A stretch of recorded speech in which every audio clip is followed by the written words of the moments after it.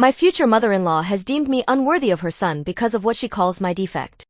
I apologize for not using the precise medical terminology, but essentially while I possess all the anatomical components, none function as they should. My uterus is incapable of developing the necessary lining, rendering pregnancy impossible. The silver lining, if one could call it that, is that I've never experienced menstruation in my 32 years of life. Somehow, my boyfriend's mother discovered this deeply personal information, perhaps overhearing a family discussion, as both my family and several of his relatives were aware of my condition. Upon confronting me with this knowledge, she issued an ultimatum, forbidding her son from marrying me due to my inability to provide him with children. While my boyfriend and I had thoroughly discussed this aspect of our relationship and had come to terms with my infertility, she took it upon herself to inform all family members to boycott our future wedding, declaring she wouldn't allow her son to marry someone broken who couldn't fulfill what she perceived as my fundamental duty. While I would welcome her having a change of heart, as things stand, I'm terrified of having her at the wedding, fearing she might orchestrate some dramatic scene to ruin our special day. My boyfriend, torn between his love for his mother and his commitment to me, is conflicted about whether to include her in the guest list. We've contemplated having a simple civil ceremony with just our closest friends and relatives, informing her afterward. Yet her disapproval runs so deep that she now refuses even our dinner invitations. I find myself at a loss, increasingly wounded by her campaign to label me as defective to anyone who will listen. His father, thankfully, has shown understanding, as have most of his aunts and uncles. We've explored the possibility of adoption, but she vehemently opposes this option too, claiming it wouldn't truly be her grandchild without sharing their blood. I'm simply venting here, but I appreciate you taking the time to read this. Update, 2 days later. Today, before tonight's confrontation, I received 2 contrasting messages that perfectly encapsulate the emotional roller coaster I'm riding. The first, a heartwarming text from my future father-in-law, expressed his disgust at his wife's behavior.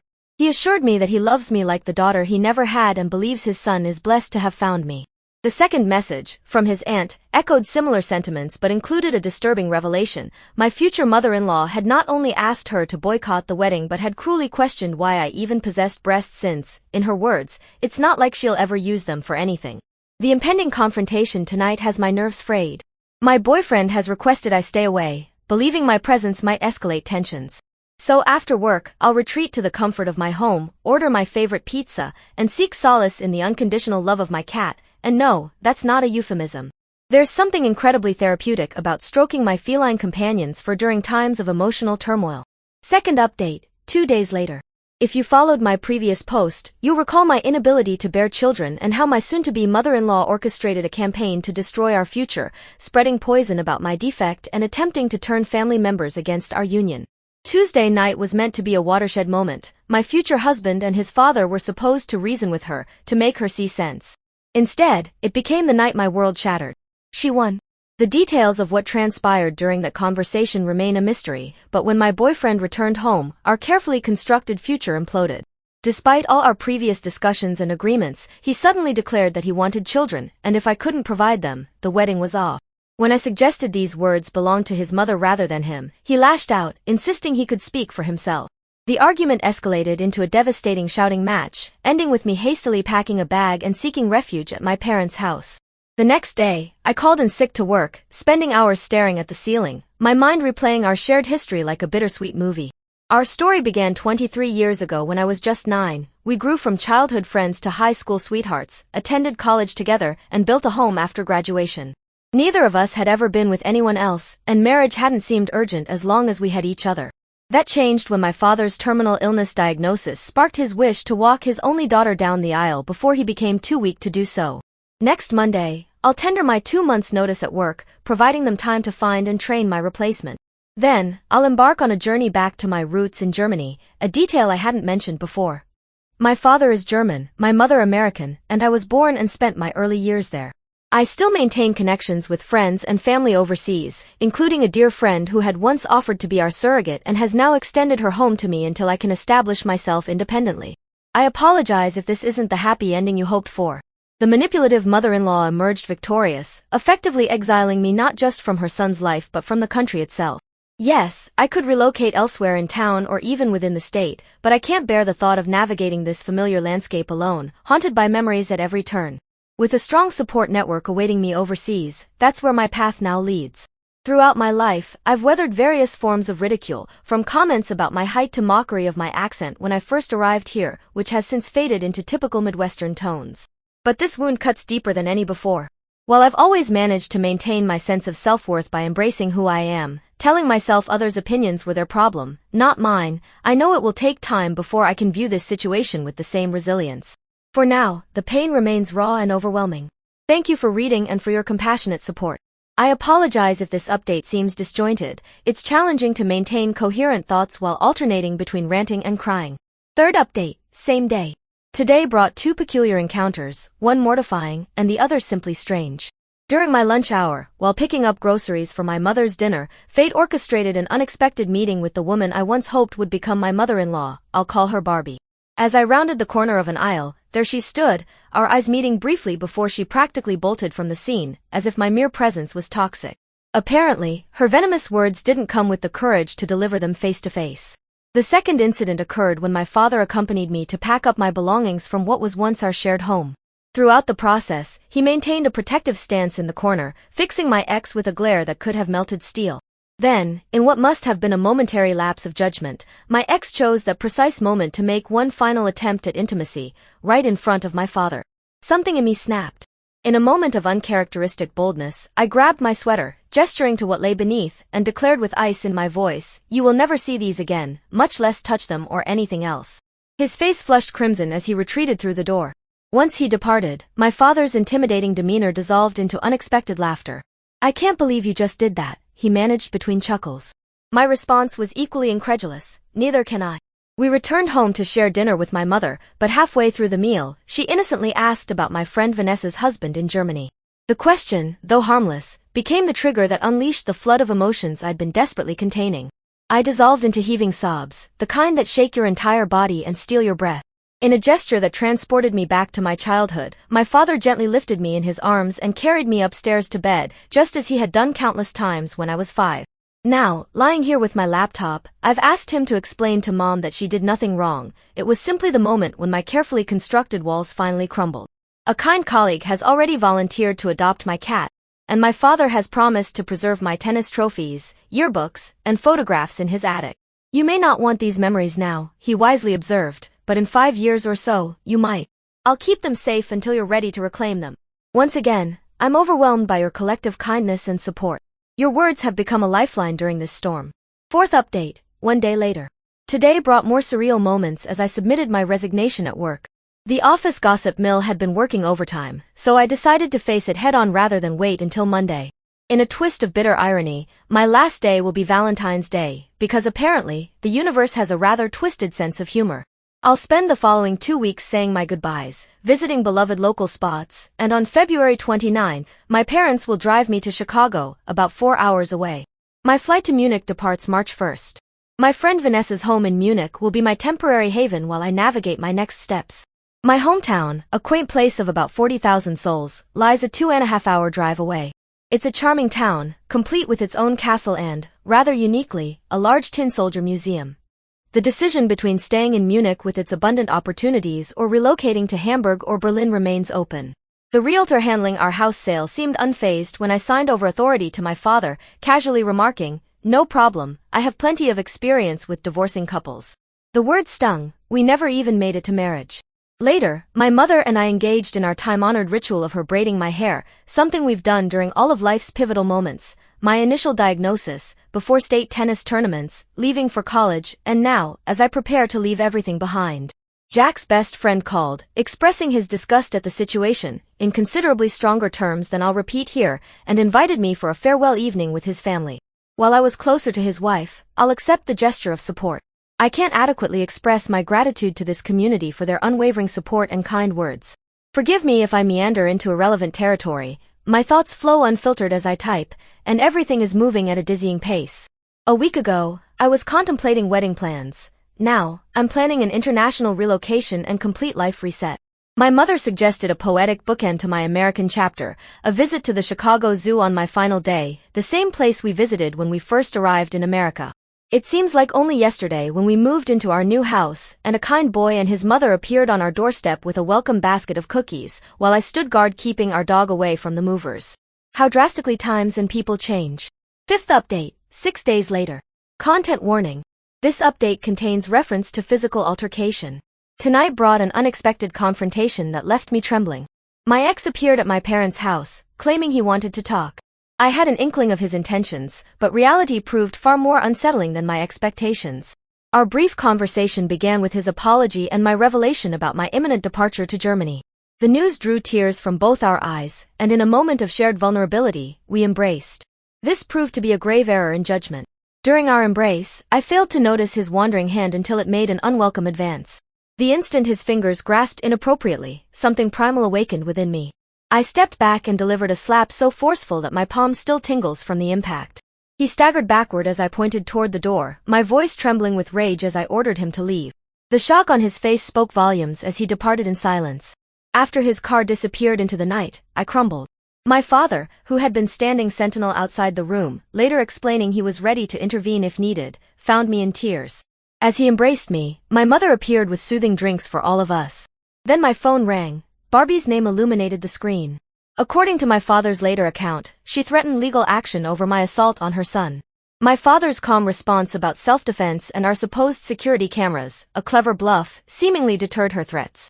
I'll admit to missing the physical intimacy we once shared. He was my first everything, first date, first kiss, first lover. Yet no amount of nostalgia could outweigh the pain he and his mother have inflicted.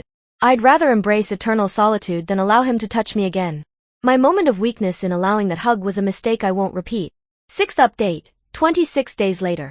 Today, a chance encounter finally unveiled the mystery that has haunted me, how Barbie discovered my condition and why Jack suddenly changed his mind. During my lunch break downtown, while training my capable replacement, who, under different circumstances, I would have loved to work alongside, I ran into Steve, Jack's childhood friend and neighbor of 29 years. Steve mentioned our breakup, expressing his regret and asking if my infertility played a role. The term struck me. I hadn't confided in Steve about my condition. What followed was a revelation that pieces together the entire painful puzzle. According to Steve's account, while they were working on his vintage car, Jack had visited his parents' house seeking an ancient family heirloom ring for a proper proposal. Our previous proposal had been casual, more along the lines of "What do you want on your toast? And should we get married?" When Jack requested the ring, Barbie rushed upstairs, overjoyed at the prospect of grandchildren. Upon her return, she asked if I was pregnant, assuming this prompted the sudden proposal after 16 years together. When Jack explained that we already had the pitter-patter of tiny feet with our cat, Barbie pressed for human grandchildren. That's when Jack revealed my medical condition. Her response was immediate and devastating. "This isn't going to happen." She returned the ring upstairs, slammed the door, and the next day began her campaign against me, branding me as defective and forbidding our marriage. After sharing this, Steve added what a shame it was, noting that Jack was probably devastated. I bid him goodbye and retreated to lunch, later crying into my pillow until my father came to summon me for dinner. While I had suspected Jack's involvement in revealing my condition, having it confirmed brings its own kind of pain. Though not a closely guarded secret, it was still my personal medical information to share or withhold as I chose. Seventh update, 3 months later. My departure from America on March 1st marked the beginning of my new chapter, though not without its share of memorable moments. During the 10-hour flight, I sat beside an elderly woman terrified of flying. She maintained a death grip on my arm during every slight turbulence, leaving me with a bruise but thankfully no nail marks. After clearing customs, I watched her joyful reunion with her son's family, this all occurring just before the quarantine measures intensified. Since then, I've found purpose in tutoring my friends' children in English and helping around her house. 3 promising job interviews were unfortunately cancelled due to the current situation. My uncle in Quebec has offered to make the 3-hour journey to collect me, though I haven't decided yet. Meanwhile, troubling news has filtered back from America.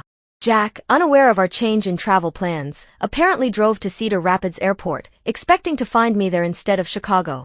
He's been sending letters to my parents' house. I asked my mother to stop reading them to me after the first one proved too painful to hear. The letters ceased when he lost his job, unrelated to the quarantine, and, more disturbingly, ended up in jail following a physical altercation with his mother. According to reports, their shouting match escalated until his father had to physically restrain him, and a neighbor called the police. This violence seems completely out of character for the man I knew for 23 years. Perhaps if he had fought this hard for our relationship initially, things might have turned out differently. For now, I sit in limbo, waiting for the world to normalize so I can rebuild my life. At least I'm not behind bars. Stay safe, everyone. 8th update, 4 days later. I've been contemplating calling him, but his recent troubles give me pause. The logistics of contacting someone in jail aside, his apparent personality transformation concerns me deeply. The letters he sent to my parents' house in Iowa were his only means of reaching out, as he has no idea where in Germany I am. If the global health crisis subsides, I might return to America for a visit in 2 years. Perhaps by then, I'll feel strong enough to see him in person. His transformation from a quiet, reserved man to someone capable of violence mystifies me. At 32, turning 33 in July, while he'll reach that milestone in October, I find myself wondering if this aggressive streak would have eventually surfaced in our marriage. To answer a previous question, while I've explored much of Europe, Spain remains undiscovered territory. Perhaps once I establish myself here, I'll finally make that journey. Thank you again for your continued support during these challenging times. Stay safe. 9th update, 5 days later. Yesterday, something extraordinary happened. I actually spoke with him. The conversation left me more emotionally drained than I could have imagined. After my last update about his arrest, I learned he had been spending days simply sitting in my parents' front yard, a silent vigil that spoke volumes about his state of mind. My father's initial reaction was to confront him forcefully, but my mother, ever the voice of reason, approached him with gentle wisdom, encouraging him to rebuild his own life just as I was attempting to do with mine. When she told me this, something compelled me to reach out. The phone call that followed was both heartbreaking and illuminating. His voice, when he answered, carried a complex mixture of relief and sorrow that made my chest tighten. Our conversation unfolded like a delicate dance of unspoken regrets. "Hello," I began, my voice steadier than I felt. "I understand you're out in my parents' front yard." "Well, I'm not there, so please leave them alone." His response carried a desperate hope. "I was hoping that the rumors I heard weren't true, that you were still here and we could talk." I tried talking before, I reminded him, the memory of his inappropriate advance still fresh, and you just took it as a chance to grab my rear and act as if physical intimacy could solve this whole thing. "I'm sorry," he offered, his voice cracking. "I've never broken up before, so I'm not sure how to go about it." The irony wasn't lost on me. I've never broken up before either, but I think I've handled it better. Then, the question that had haunted me finally escaped. I just got to know why. His answer revealed everything about our relationship's fundamental flaw. "I have to do what my mother says, and she wasn't happy when she found out you couldn't have children." The absurdity of a 32-year-old man still bowing to his mother's will struck me hard. "You don't think you have to do what your mother says anymore, do you? You just don't understand," he pleaded. But I did understand, all too well. We had discussed the problem before and had come up with solutions that apparently aren't satisfactory to her, so you threw our relationship away. Did it mean that little to you? His voice took on a desperate edge. "You didn't have to go away. When are you coming back?" "Not for a couple of years," I replied firmly, "once this whole pandemic thing is over. I can hopefully find a job and my own place to stay." "Come back, please," he begged, his voice breaking. "I'm sorry, but you made your choice, Barbie or me. I hope the two of you are quite happy together." Throughout our exchange, his quiet sobs provided a heartbreaking backdrop, while I fought to maintain my composure. He made one final attempt. "Please come back. We can get married and adopt or whatever." "I'm sorry, we can find a way to work this out." "I told you there were always alternatives," I reminded him, my voice growing harder, "but you threw those away along with me. Plus, Barbie's going around calling me defective, and she won't accept us adopting." "How does that change?" "You're not defective," he protested weakly. "I'm sorry, but I can't control what she thinks." "No, but you support what she thinks," I countered. "You've known this about me since we were 16. Suddenly it's an issue?" "I don't like her calling you defective," he whispered. "In case you hadn't heard, I just spent time in jail for defending you. That was the breaking point. Maybe if you had done that when this all started, I'd still be there." My words seemed to shatter something in him. He began whispering sorry over and over, his voice growing fainter until he finally hung up. I lay on my bed afterward, silent tears streaming down my face until Victoria, my friend's eldest child, gently knocked to call me for dinner. I know I might have come across as harsh, but when someone discards a relationship that spans from childhood over something we had long since resolved, I believe I'm entitled to my anger. The formatting might be off. I'm still adjusting to Reddit's peculiarities. And perhaps I was too severe in my responses, but when someone throws away a relationship that goes back to childhood, a certain bitterness is inevitable. I hope everyone is staying safe through this pandemic. Meanwhile, I'll focus on building my new life here in Germany, one day at a time. Final update. 3 weeks later. Content warning. References to suicidal thoughts. This weekend marked another significant change. I moved out of my friend Vanessa's home. While her family showed incredible kindness in taking me in, our original plan predated the virus, when I expected to have my own place and employment by now. When my uncle offered to drive down and collect me, it felt like the right time to accept. He arrived Saturday, spent the night with friends, and Sunday we made the journey to Quebec together. Now I'm staying with him and his wife, typing this final update before bed. There's a peculiar sensation being here. Despite being my birthplace and home for my first 9 years, it feels different from our vacation visits. Perhaps it's the deserted atmosphere of the town, or my current circumstances, but something feels distinctly off-kilter. But I'm avoiding the real reason for this update. Friday night, Jack called me. The familiar ringtone startled me. I've maintained the same phone and account from Iowa. My initial "what do you want?" came out harsher than intended, and I quickly apologized when he simply said he wanted to check on me and say hello. We were actually having a pleasant conversation until I heard screeching in the background, followed by "Is that her?" And Jack's frustrated "I'm talking, leave me alone."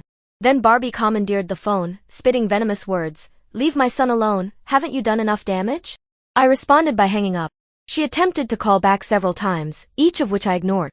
The voicemails she left were disturbing, rants about how I had ruined his life, mentioning his job loss, which was inevitable given his company's announced closure, though the owner had given a year's notice and helped employees find new positions, his house loss, we had sold it after our breakup, and his public intoxication incident. Apparently he had purchased alcohol and been caught drinking by the lake. Most alarmingly, she mentioned that Jack had been talking about suicide recently, saying there was no point in going on. I tried calling back repeatedly, but each time she answered and resumed her tirade, making it impossible to reach him. Finally, I wrote him a letter, sending it to my parents to deliver to his house, knowing Barbie would intercept it if I sent it directly. In it, I expressed that while I still loved him and wanted him to thrive in life, our relationship was definitively over. So here I am, 5,000 miles away, with civilization in lockdown, living with my aunt and uncle, waiting for the chance to reconstruct my life. Thank you for reading, and I apologize for any formatting errors. I think it's time to put away my laptop and try to sleep. Comment update, 4 days later. After considerable reflection, I've decided against attempting to call him while I'm here. His recent troubles, particularly the apparent personality changes, make me hesitant. He only sent those letters to my parents' house in Iowa because it was his sole connection to me. He has no idea where I am in Germany beyond the country itself. I'm tentatively planning to return to America for a visit in 2 years, once this virus situation resolves. Perhaps by then, I'll feel emotionally prepared to see him in person.